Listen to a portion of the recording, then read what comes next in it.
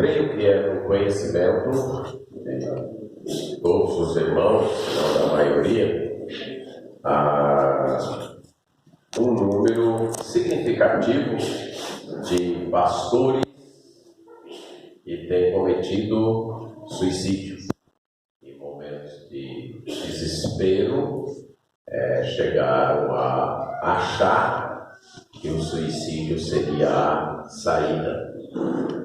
Além desses que chegaram a esta ação extrema, tem havido também um número significativo de pastores que, por causa do desânimo, da desesperança, têm deixado o ministério, e alguns que não chegam a deixar o ministério têm tocado o ministério em marcha mínima, porque não conseguem uma maneira de sair e continuar sobrevivendo, então se veem forçados a continuar, mas sem entusiasmo, quase que empurrados. Então, o tópico lidando com a crise da depressão é bem apropriado.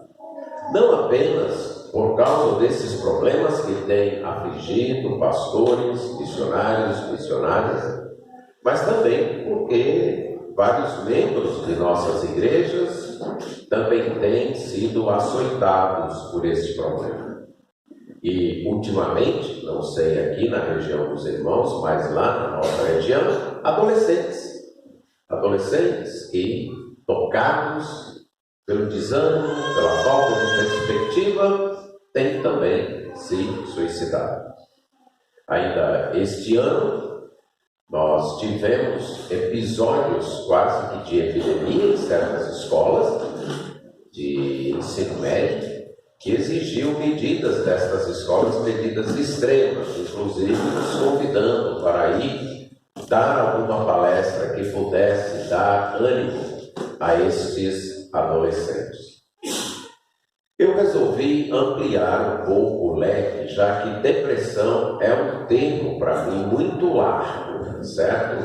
Muita coisa é colocada dentro do que vem a ser depressão. Desde uma tristeza mais continuada, mais profunda, até realmente aquela depressão. A palavra depressão é um termo importado da geografia, certo? Depressão, em termos geográficos, fala de uma baixa. Você vem, certo? No terreno, então, tem uma baixa, aqui nós chamamos de depressão geograficamente. Ele foi importado para mostrar quando alguém está para baixo, está em baixa, sem ânimo com a vida. Por isso eu intitulei Lidando com o Desespero e a Desesperança, que são as causas da depressão. Desespero e desesperança são reações diferentes para a mesma causa. O que faz a diferença é o temperamento e as circunstâncias.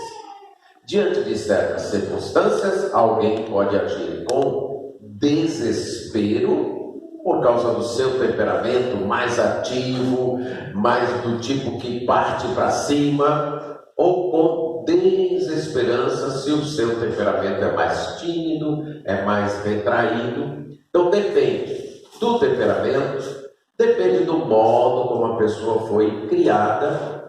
Muito das nossas reações, ou se não todas, é aprendida. E é aprendida na infância, certo? Na infância, observando as pessoas que nos rodeiam, especialmente nossos pais, que nós aprendemos a reagir diante de certos problemas da vida. Por que nós sabemos que temos que rir numa determinada situação e chorar em outra situação? Isso é comportamento aprendido. As emoções são inatas, mas a forma e o momento de expressar essas emoções é algo que nós aprendemos contextualmente, e especialmente no lar, vendo os nossos pais ou as pessoas que nos criaram. Então, o temperamento, a criação e a circunstância leva a pessoa a fazer a opção entre desespero e desesperança. A desesperança é considerar a situação sem saída. É aquele desânimo, aquele desalento. Você se sente incapaz de empreender qualquer ação. Você fica descrente quanto ao futuro, quanto ao sentido da vida, que chega então a essa depressão, a esse ficar para baixo e esse desejo de morrer. Casos extremos antes do suicídio são pessoas que não conseguem sair da cama, que preferem o escuro. Acender uma luz já é algo que as atinge profundamente. Janelas fechadas, luzes apagadas, deitados ou assentados, em alguns casos, nem ânimo para comer e nem para tomar banho. Certos casos que tenham tomado conhecimento de pessoas, um certo escritor, deixa de citar, que escreveu um livro sobre a depressão muito grosso, O Demônio do Meio-Dia, e ele narra, ele não é cristão, ele narra o seu caso, um homem escritor de sucesso, e entrou em depressão a um ponto de que o pai dele tinha que ir no apartamento dele, tirá-lo da cama, levá-lo para o banheiro, despir-o e dar banho, porque senão, nada. Casos recentes que eu tenho presenciado com pessoas em nossa igreja, de ficar sentado num sofá e não tem ânimo de tomar uma xícara de chá. A filha tem que levar a boca. Certo? Então são casos assim de desesperança extrema. Certo? Então isso seria o que eu chamaria de depressão mesmo. A pessoa não tem coragem, não tem ânimo para nada. Mas a desesperança pode incluir desde uma tristeza que a pessoa não se anima, perdeu a perspectiva, até esses casos mais graves. O desespero, a causa para mim é a mesma, a reação é que é diferente. Ele vem com uma certa irritação, cólera, furor, raiva, uma certa exasperação, uma certa exaltação. As causas são as mesmas, mas a pessoa então, novamente, por temperamento, por aprendizado na criação, pela própria circunstância, ela reage de um modo diferente. Nos dois casos, desesperança e desespero é a perda da esperança, certo? A desesperança é a perda da esperança que reage passivamente, que se entrega. O desespero é a perda da esperança que age ativamente, sem noção, sem colocar a mente para raciocinar. Aquele que vai para cima sem saber o que vai acontecer. Quais as causas de um e de outro? Frustração, aflições grandes e continuadas, angústias internas. Então muitas vezes não tem nada acontecendo exteriormente. É um senso interno da pessoa, uma insatisfação interna.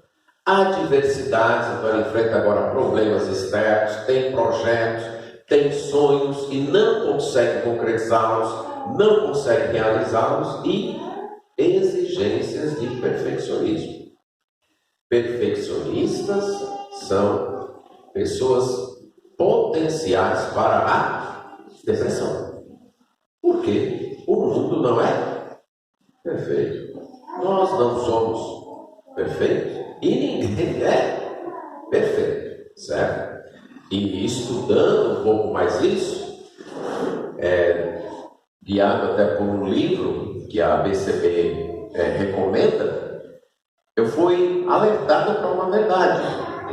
Perfeccionismo é uma outra maneira de salvação por obras. É você achar que é aceito por Deus se você for perfeito. Deus só aceita a perfeição. E é por isso que nós só somos aceitos em Cristo. A vitória do nosso perfeccionismo se dá com um perfeito: Jesus Cristo. Somos aceitos por Deus porque o perfeito cumpriu a obra dele. E nós descansamos na perfeição dele. Lembre-se, fazer o melhor, dar o melhor, não é ser perfeito, ok? É fazer o melhor. Lembrando sempre que o nosso melhor ainda ficará aquém da perfeição divina, mas em Cristo. O perfeito, isso é aceito perfeitamente por Deus por causa de Cristo. Só aqui abrindo um parênteses, um pouco desviando do assunto para falar isso, que eu creio que crentes devotos sofrem muito de perfeccionismo, certo? Eles confundem, ou nós confundimos, devoção com perfeccionismo, certo? Devoção é o desejo de servir a Deus através do perfeito que é Cristo, reconhecendo nossos limites, reconhecendo nossas fraquezas, reconhecendo que não sabemos de tudo, que não podemos tudo e descansando em Jesus Cristo. Então, essas são as causas da perda da esperança, que pode se manifestar em desesperança ou desespero. E nós vamos fazer um estudo de casos. Trataremos alguns casos de desespero e desesperança com final trágico e alguns casos de desespero e desesperança com final melhor, com final restaurador. Começo com Saul.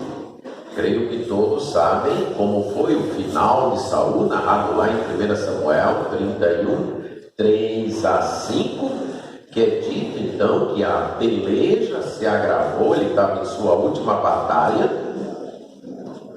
contra os filisteus, e a peleja se agravou contra ele, e os flecheiros o avistaram, e ele ficou com muito medo.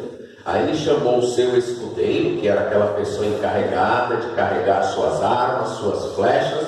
Enquanto ele estava atirando, o escudeiro providenciava tanto a proteção do escudo, como mais flechas para ele atirar. Então ele pede para o seu escudeiro: olha, me mate, certo? Porque eu não quero cair na mão desses filisteus, desses incircuncisos, porque eles vão escarnecer de mim. Pode ser que na mente de Saul estava ainda bem viva o final de Sansão, que caiu na mente dos filisteus e foi cegado, passou por uma série de torturas, e Saul não queria isso. Mas o escudeiro não quis, estava com medo dos filisteus, mas estava com maior medo ainda de matar o seu rei. Então Saul toma da espada e Saul mesmo se joga em cima da espada. E aí o escudeiro vê isso e ele se joga também. Como foi que Saul chegou a esse ponto? Foi um processo, não foi um surto, foi um processo. No caso de Saul, nós temos um processo de afastamento de Deus por rebeldia e orgulho. Ele foi ungido rei, recebeu certas ordens.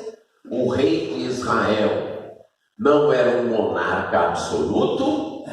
Israel ali na região seria a única monarquia não absolutista, porque o rei estava debaixo do monarca absoluto. Eu devo dizer assim, Israel era uma monarquia absoluta, mas uma monarquia divina. O rei absoluto era Deus. Esse Deus tinha dado a Constituição, tinha dado a lei lá na Assembleia Constituinte do Monte Sinai, né? Assembleia Constituinte de um representante só, que era Deus. Ele disse: a lei de vocês é assim. E o rei tinha que se submeter a esta lei. O rei não estava acima da lei. Inclusive, lá mesmo em Deuteronômio foi dito para o rei. Foi dito, aliás, para Moisés: olha, quando vocês tiverem um rei vai fazer uma cópia dessa lei aqui. E todo dia ele vai ter que ler e meditar. Porque em Israel o rei não estava acima da lei, mas abaixo dela. Então Saul tinha sido ungido por Deus, estava debaixo das ordens de Deus, e o representante de Deus, o porta-voz de Deus na época, era o profeta Samuel, e o profeta Samuel tinha dado certas ordens que ele deveria cumprir. Essas ordens seriam cumpridas no campo de batalha, exatamente numa guerra contra os filisteus, e Saul tinha que esperar Samuel chegar para poder fazer os sacrifícios e iniciar a guerra. Só que, enquanto ele aguardava, o seu exército aqui, olhando lá para o exército dos filisteus do outro lado, via o exército dos filisteus crescendo, e o povo aqui começou a ficar com medo e começou a ir embora, ir para casa. Aí Saul perdeu a calma, não soube esperar, e disse: pronto, não vou mais aguardar Samuel não. Tragam aí os sacrifícios e eu mesmo vou oferecer. Saul está agindo como os reis pagãos, concentrando atividades, autoridade e poder que não eram dele. O sacerdote era Samuel, e ele faz isso. Mal ele acaba de oferecer os holocaustos, aí chega Samuel. Samuel, por que você fez isso? E Saul responde, verso 11: vendo que o povo se ia espalhando daqui, no capítulo 13, e que tu não vinha nos dias aprazados, porque não era verdade, Samuel chegou nos dias aprazados, e os filisteus já se tinham ajuntado em Micmas, eu disse comigo: agora descerão os filisteus contra mim a Gilgal, e ainda não obtive a benevolência do Senhor, e, forçado pelas circunstâncias, ofereci o holocausto. O que foi traduzido aqui como forçado pelas circunstâncias é a ideia de alguém que não se controla, que não contém o seu impulso, que não contém a sua vontade, certo? Ela foi usada, por exemplo, para José nos dois sentidos. Quando ele se conteve, no primeiro momento, diante de seus irmãos, e no segundo momento, quando ele não mais se conteve e chorou. Aqui, Saul não se conteve em seu medo, em sua ansiedade, em seu impulso, e desobedeceu a Deus. Os problemas começam aqui com esta impaciência diante de situações de pressão e de não confiar na palavra de Deus. Liderança exige suportar pressão.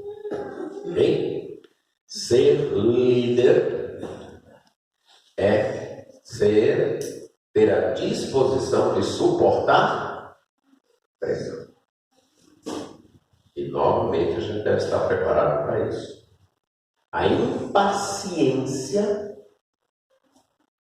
e o agir impulsivamente pode desencadear um processo de afastamento de Deus que nos levará à perda da esperança.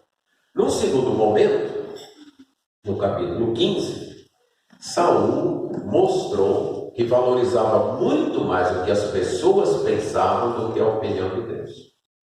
Ele honrou muito mais os homens do que a Deus. Esse é um dos temas que o autor do livro de Samuel explora por contraste. Logo no início, você tem Eli e tem Ana. Eli honra mais seus filhos do que a Deus, e essa é a causa da perda da vida e futuramente do ministério de sua família, do sacerdócio. Honrar mais os filhos do que a Deus. O contraste é Ana, que pega o seu filho e doa a Deus, honra mais a Deus do que os seus filhos. O outro contraste é exatamente Saul e Davi. E Saul nos é colocado aí como alguém que nesse momento ele recebe uma ordem de Deus, vai lá contra os amalequitas.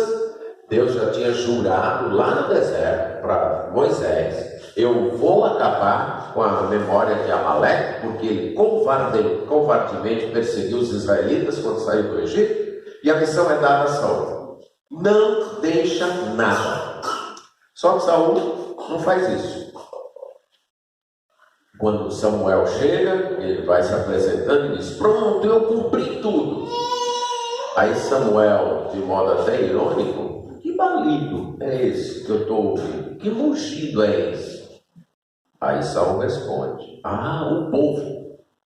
O povo resolveu trazer esses animais para oferecer a Deus.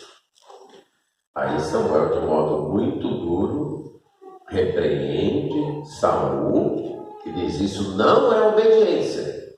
Mas Saul teimosamente diz: não, verso 20, eu obedeci sim, eu fiz o que Deus mandou sim, eu só salvei Agag, rei, e o povo, novamente, tomou do despojo ovelhas e bois para oferecer a Deus.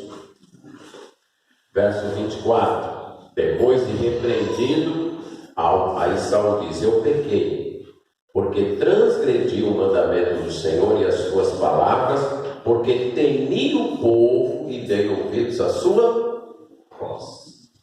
Outro problema de Saul é temer os homens mais do que temer a Deus. Esse é outro problema muito grande que enfrentamos, de tentar agradar as pessoas e não a Deus. Fica a sugestão aí do livro: quando os homens são grandes e Deus é pequeno. Esse é um problema da liderança, especialmente no nosso contexto de liderança congregacional, onde a permanência do nosso ministério numa determinada igreja depende da vontade da maioria. Nós somos muito tentados a ceder às pressões das pessoas e não saber que quem nos colocou ali é Deus e quem vai nos tirar é Deus, usando a vontade da maioria, mas no final das contas quem controla a maioria é Deus. Saul temeu o povo, e isso fica claro que o seu arrependimento não é sincero, a idolatria do seu coração não é quebrada, porque no verso 30 ele de novo diz: pequei, honra-me, porém agora diante dos anciãos do meu povo, e volta comigo para que adore ao Senhor teu Deus.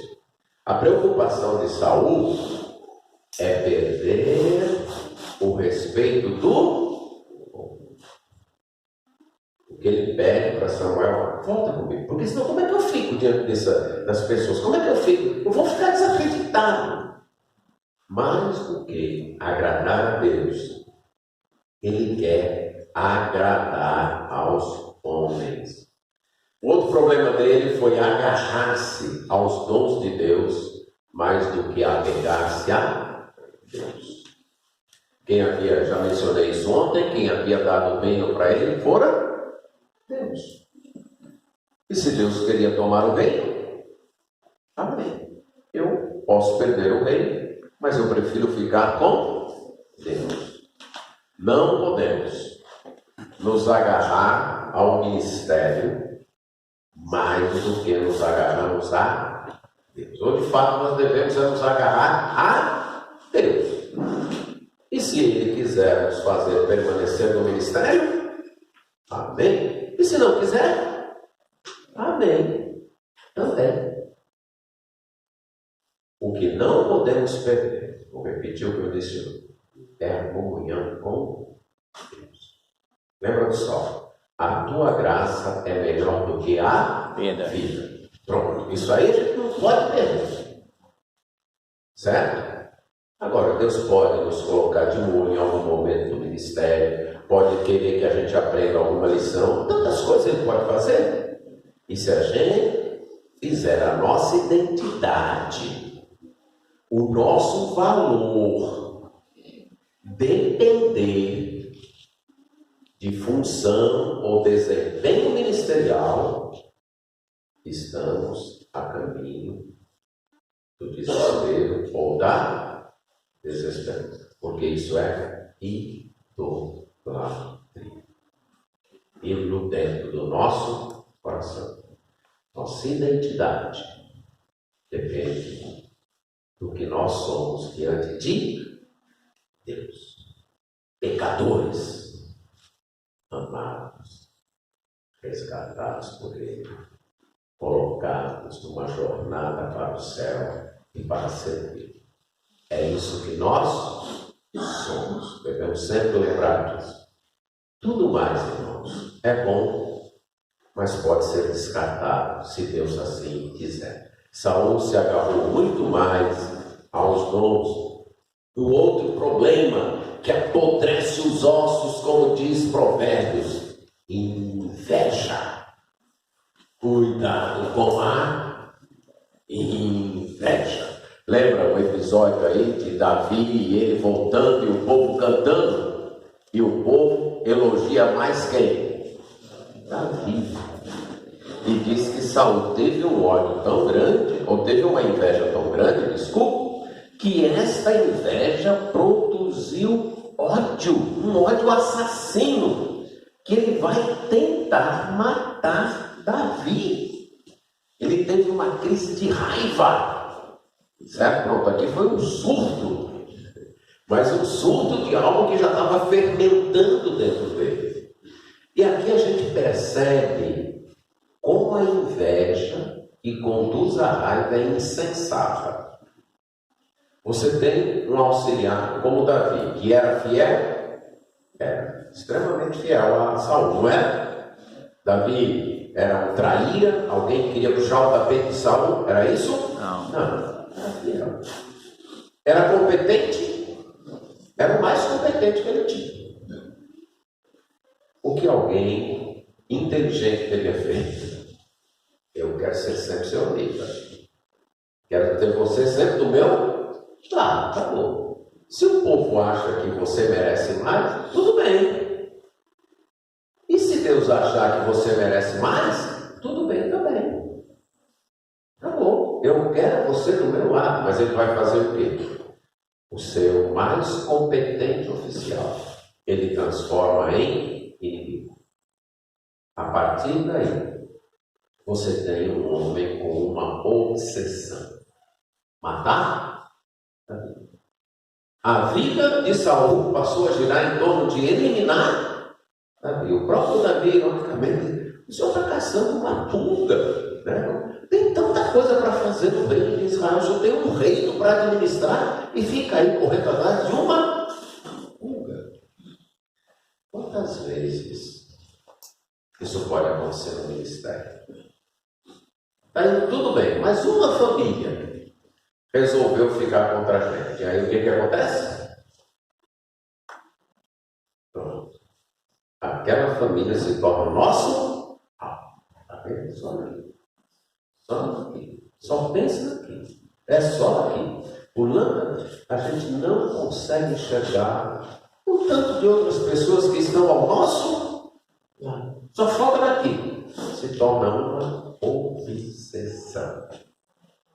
E isso vai conduzir a desespero e desesperança. E por último, o medo do sofrimento e das perdas, conforme nós vimos lá. No outro caso, Aitofel, 2 Reis 17:23, é interessante, né? Aqui um homem sábio, lembra o que é dito lá sobre ele? Que a palavra dele era como se fosse a palavra de Deus. O homem falava, pronto, esse homem é sábio, vamos fazer o que ele diz. Por algum motivo, ele se revolta contra Davi, fica ao lado de Absalão, percebe que a coisa não vai sair do jeito que ele pretende, então ele não tem coragem para enfrentar as consequências de suas escolhas. Então ele volta para casa, prepara o testamento e se importa. Ok? Então aqui novamente um caso de desespero com final trágico. Talvez a gente conjecture, havia alguma saída? Quando eu penso na forma como Davi tratou os inimigos nessa revolta, Eu penso que caso Aitofel tivesse arrependido, ele teria sido poupado. Lembra que o filho morreu, mas não porque Davi mandou matar. Que o general que estava comandando as tropas de Absalão foi assassinado, mas também não por ordem de Davi, certo? Foi um ato traiçoeiro de Joabe. Que Simei foi perdoado, e assim por diante. Poderia ser, mas faltou a Aitofel coragem para enfrentar as consequências de sua rebelião. Talvez o caso mais comum, Judas Iscariotes. Aqui foi ganância, ambição, certo? Eu creio que Judas, humanamente falando, era alguém muito esperto. Ele percebeu, antes dos 11, que Jesus não era o Messias da expectativa dele. Ele percebeu isso. A gente começou a seguir Jesus, achando que ele era o Messias, que viria para Jerusalém, expulsaria os romanos, dominaria, a gente reinaria junto com ele. E eu estou descobrindo que ele não é esse Messias, não. E eu não vou sair dessa de mãos abanando, não. Eu vou entregá-lo, certo? Ele gostava muito de dinheiro, tanto é que ele era um tesoureiro, porque tirava o que ali era colocado, e a liderança judaica vai julgar Jesus, vai